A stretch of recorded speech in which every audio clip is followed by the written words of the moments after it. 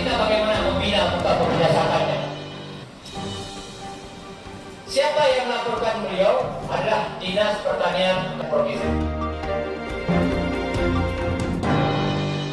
Kesempatan ini Pak Menteri menyangkut dengan kasus yang menimpa seorang kepala desa yang sampai hari ini belum selesai Pak Pimpinan, bahwa menyangkut dengan benih IF8.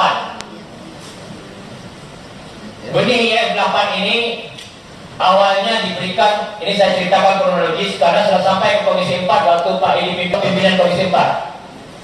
Saya ceritakan awalnya sedikit, mohon izin Pak Ketua waktu, bahwa bibit ini yang memberikan kepada petani Nisam Aceh Utara adalah Pak Gubernur. Karena Gubernur Aceh ada program memberikan bibit padi. Bibit padi IF8 ini diberikan kepada petani di Nisam. Setelah dipanen ternyata bibitnya bagus sehingga mendapatkan 8 ton per hektar.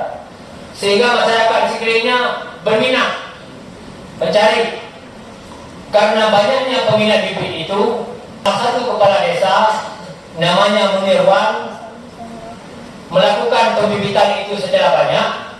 Kemudian mereka memasarkan kepada teman-teman lainnya. Singkat cerita, bibit itu diterima dengan luar biasa di masyarakat Aceh. Tapi akhirnya apa yang dirasakan? Karena memang kemudian Pak Munirwan ini atas nama BUMG, BUMDes, beliau memasarkan bibit itu. Beliau dipanggil oleh Polda, kemudian waktu hari dipanggil itu sebagai saksi malah ditetapkan sebagai tersangka. Sehingga terjadi keributan, kegonjangan politik ya, dukungan masyarakat muncul kepada Pak Munirwan, tetapi masalah itu di media tidak selesai.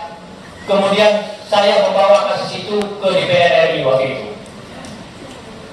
Saya menghadap ke Komisi 4, diterima oleh Pak Edi Prabowo. Saya sampaikan ke beliau, terlepas apapun kesalahan seorang anak bangsa,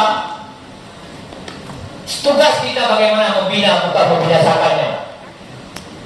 Namun Pak Edi di depan saya menelpon salah satu dirjen pertanian waktu itu. Saya tidak tahu siapa, mungkin karena mana. Ada yang telepon Pak Edi menelpon bibit padi itu? Ada hadir di sini? Sudah diganti? Oh, sudah diganti. Ditelepon di depan saya, menyampaikan tentang kondisi itu. 3 hari kemudian Pak Munirwan ini dilepaskan, tetapi kasusnya belum selesai, wajib lapor sampai hari ini. Siapa yang melaporkan beliau adalah Dinas Pertanian Provinsi. Setelah desakan masyarakat, demo masyarakat, Kepala Dinas melepaskan, mengatakan tidak melapor. Sehingga, namun singkat cerita yang ingin saya sampaikan sampai hari ini, Munirwan masih wajib lapor. Maka saya minta pada Pak Menteri, mari kita hargai inovasi anak bangsa. Mari kita bina kalau memang itu ada kekurangan dan kesalahannya, bukan kita binasakan.